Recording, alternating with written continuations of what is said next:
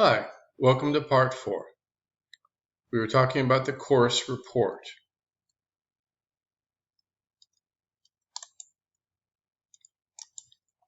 Now, the reason for the proposed action is part of the course report. Typically, this is either 6-year or 2-year review, or it could involve a change in the requisites. If you want to add distance education as a option for the course, that's a separate proposal. Or there may be some other alteration. If you change more than 50% of the content of an existing course, you must create a new course, as I said before. And this is something I want the SEER folks to really pay attention to. As you look at your curriculum, if you think it needs to be changed, you may in fact be not just simply revising a course, but creating a new course.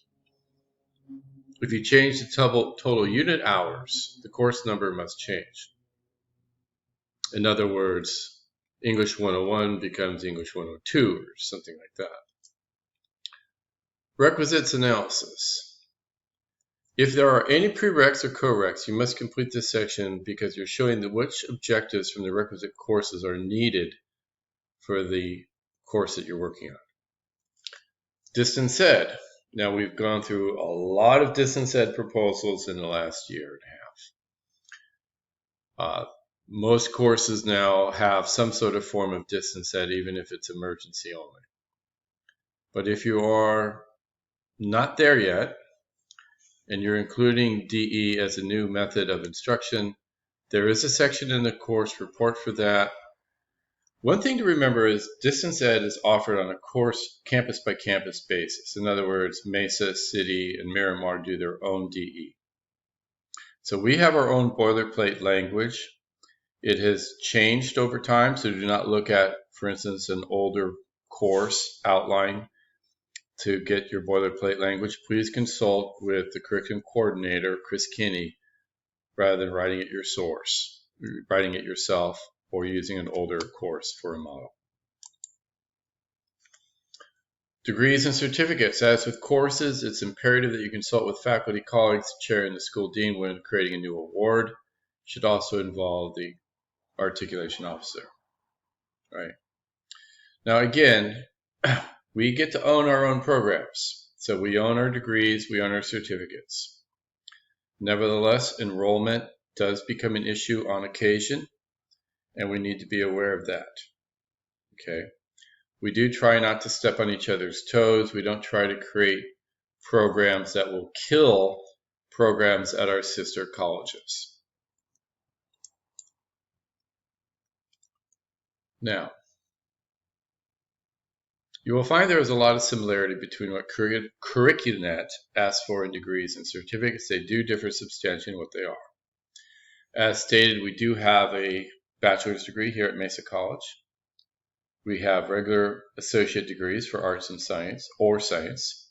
We have the ADTs, the associate degree for transfers, which must adhere to a transfer model curriculum developed by the CSU system. And again, this is a source of some irritation for faculty because the ADTs were essentially created by the CSUs for us to use. Thank you very much. And we have two types of certificates, the Certificate of Achievement and the Certificate of Performance. The CP is a local certificate.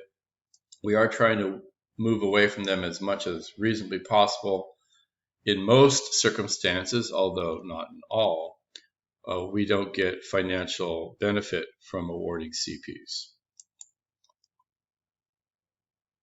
Now, the proposal for a degree or certificate, there is the action proposed. Is it a new program? Is it revised? Or are you deactivating it? The originator of the date, the proposed start date, and again, be realistic about this. Pay attention to the deadlines. We tend to be working at least a year out, more reasonably 2 years out for many of our proposals. And then the specific need, why do we need to have this new degree or certificate? Please work with the curriculum coordinator, again, Chris Kinney, before writing this section, as the material may be look like boilerplate, but sometimes it needs to be massaged, needs to be kind of tailored sometimes. This is doubly true for the ADTs. ADTs are particularly frustrating because, as I said, they're developed by the CSUs and they are changed without notice. Let me repeat that. They are changed without notice. And therefore, we have the burden of finding out to make sure that we're working from the most current TMC, because again, we will not be grandfathered in. The section includes the following areas: award description, notes, program description, goals, program emphasis, and career options. Courses required for the major.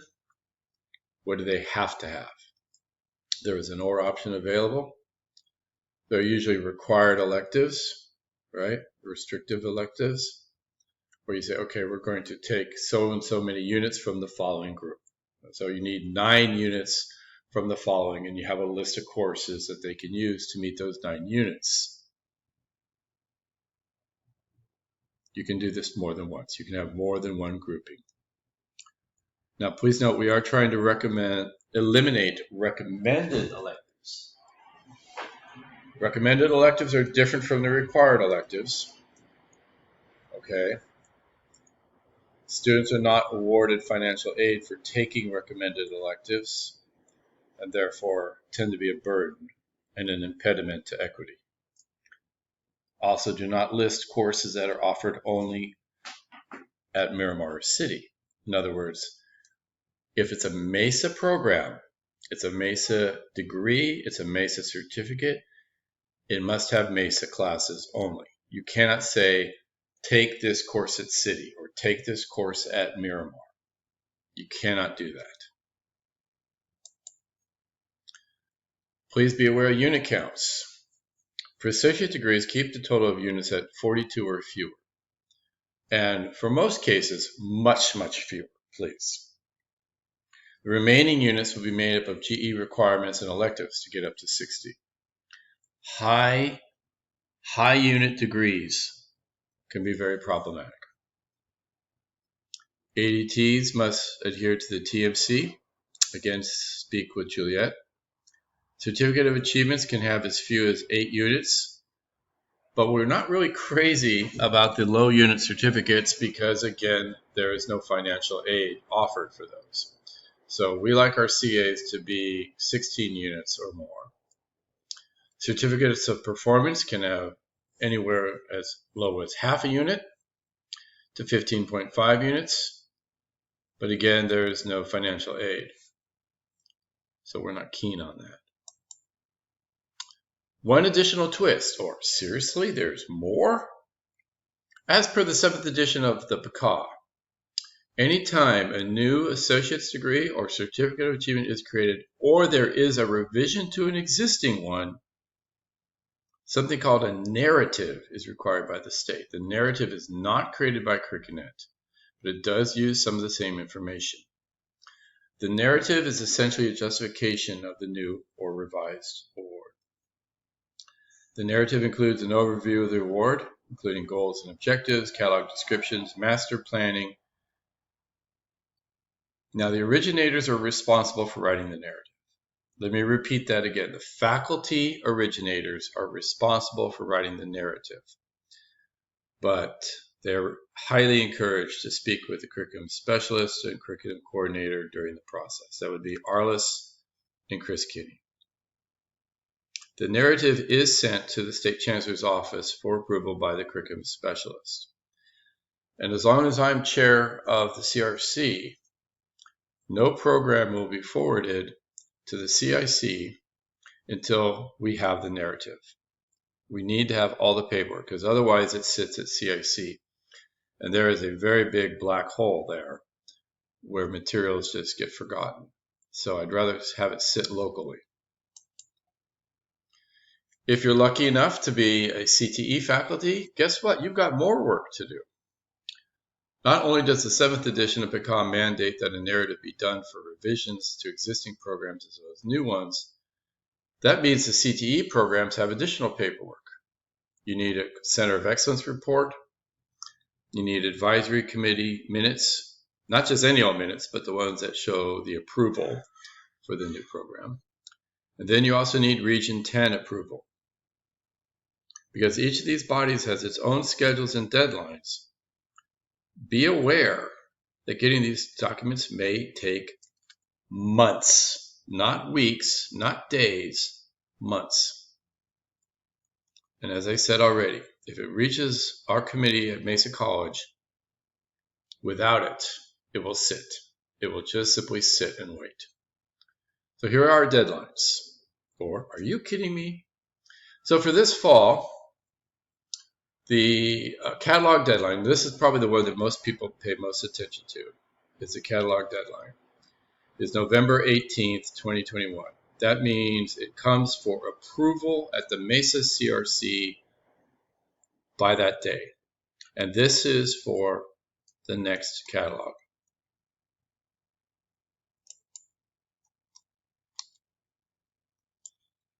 Through the magic of editing, we've changed the catalog to the right date. Sorry, 2022 to 2023. That catalog deadline is November 18th of 2021. Okay, in other words, really early, because it needs to be at the CIC meeting of December 9th.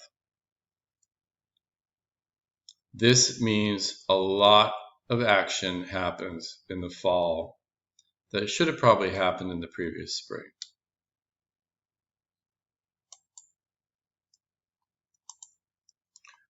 Why does everything take so bloody long? Well, let's remember, proposals after launch go through a tech review process in which people such as the chair, the dean, a representative of the library, the articulation officer must read and approve the proposals. Aligned curriculum then goes to our sister colleges for approval with their appropriate chair or dean and VPI. Only after those approvals does it come back to Mesa to be looked at by the Mesa CRC.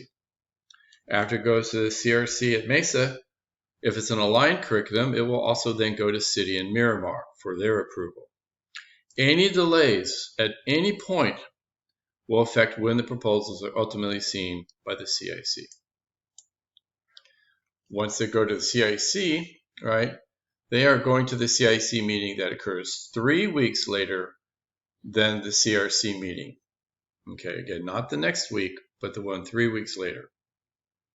And these can be held up if other colleges have issues with the curriculum. There are exceptions, what we call walk-ins. Walk-ins are done on an emergency basis only. And quite honestly, as the Mesa chair, I have tried to eliminate walk-ins because they don't get the review that's actually really appropriate for curriculum. Poor planning and procrastination on the part of faculty writing curriculum does not constitute an emergency. This is important, just like talking to a student who waited to the last minute to do a very important assignment and suddenly wants more time. No. Poor planning and procrastination is not an emergency. You need to know these dates ahead of time, and you need to work that way.